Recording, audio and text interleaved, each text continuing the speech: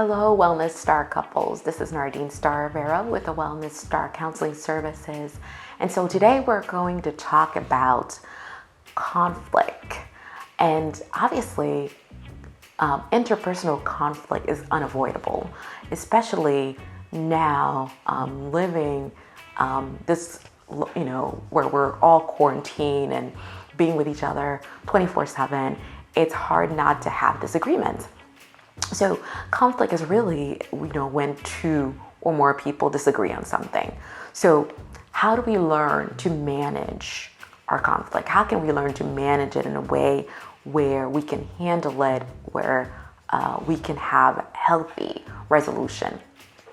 So the way we learn our own styles of conflict management is a lot of times through family role models or television, like coaches and mentors. Those are the ways that we learn how to handle conflict interpersonally. So understanding your personal side of conflict is really important to learning how to manage it. So today I'm going to just kind of go over some personal style of conflict that people sort of like go through. And obviously most people may employ more than one style of conflict depending on the situation, but usually most tend to lean toward one dominant style of conflict management. So the first style of conflict is avoidance. It's basically where you completely withdraw from the conflict as if it doesn't exist. You sweep it under the rug and pretend like, everything's fine and you want to move on and not address anything. And the second style of conflict is accommodation. That's when you put aside your goals and basically you give in. Although inside you will still feel frustrated and angry, but you give in and accommodate to the other person's wishes. The other style is called domination. This is where you force your point until the other party eventually gives up, where you don't really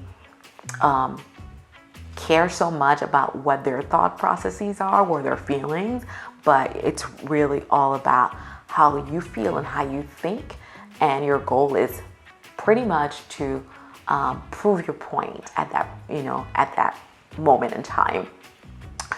The other one is compromise, which we hear a lot about. We talk about this, and even in counseling, that's something that we bring up a lot in terms of compromising. But one of the things that is interesting is that compromising is basically when you have to give up something, and so does the other party, but neither of you are totally satisfied.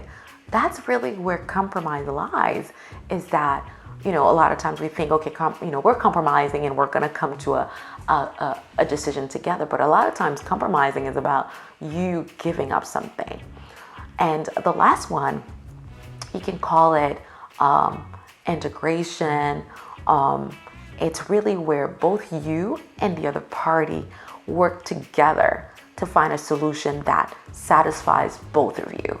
It's not where you really, saying, well, I guess we'll settle on this, but really where you both are integrating the very things that are important to you, and you're saying, okay, this is what's really important, and we are both satisfied with the decision, with the solution that we have come up with.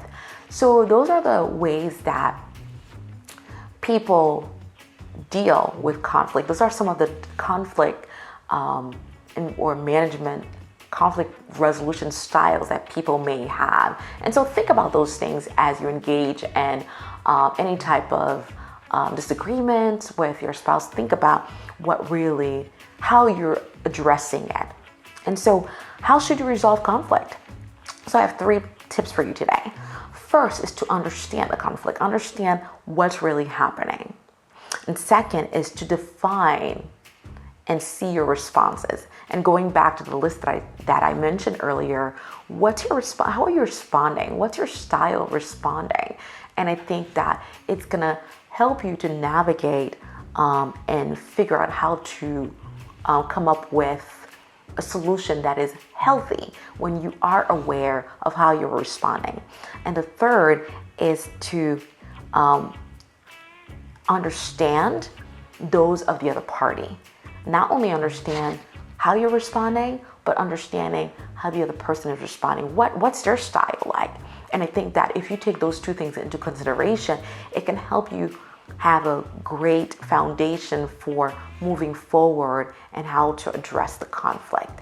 So I hope this helps, and I will see you soon for our next Tuesday tips. Thanks. Have a good one. Bye-bye.